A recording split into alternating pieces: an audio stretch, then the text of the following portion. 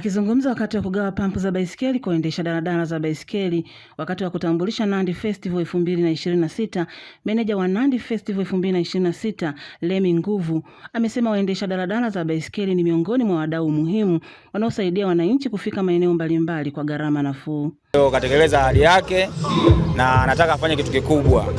Yes, kwa sababu kwanza anatimiza miaka 10 ya muziki. Kwa hiyo ni sehemu ya shamra za miaka 10 ya muziki kuja kufanyia Shinyanga. Kwa hiyo daladala zetu zile ambao tunaamini ndio watu ambao wataleta watu wengi sana pale uwanjani. Lakini bado zawadi zitaendelea kuwepo mitaani tunapokutana na gari ili iwe sehemu ya shamra, sehemu ya mapokezi wa Nandi Festival 2026 Shinyanga.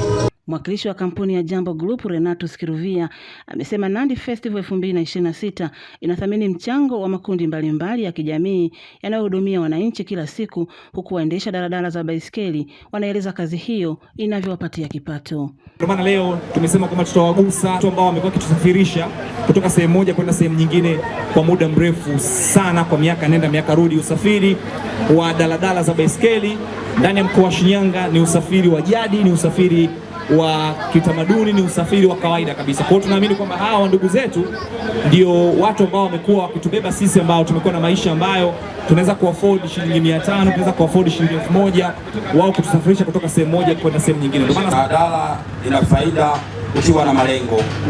Nimefanya daladala mimi nikaanza kuwekeza kama kwenye kibubu, baadaye nikafunda kibubu changu, nikanunua vitu vya ndani, kwa mfano kama bufa hivi, nikanunua sofa. Ina maana nikaona kumbe daladala ina umuhimu ukijiwekea malengo. Hii kazi mimi naona iko vizuri, inanilipa, inaweza kanipata kipato cha 5 20.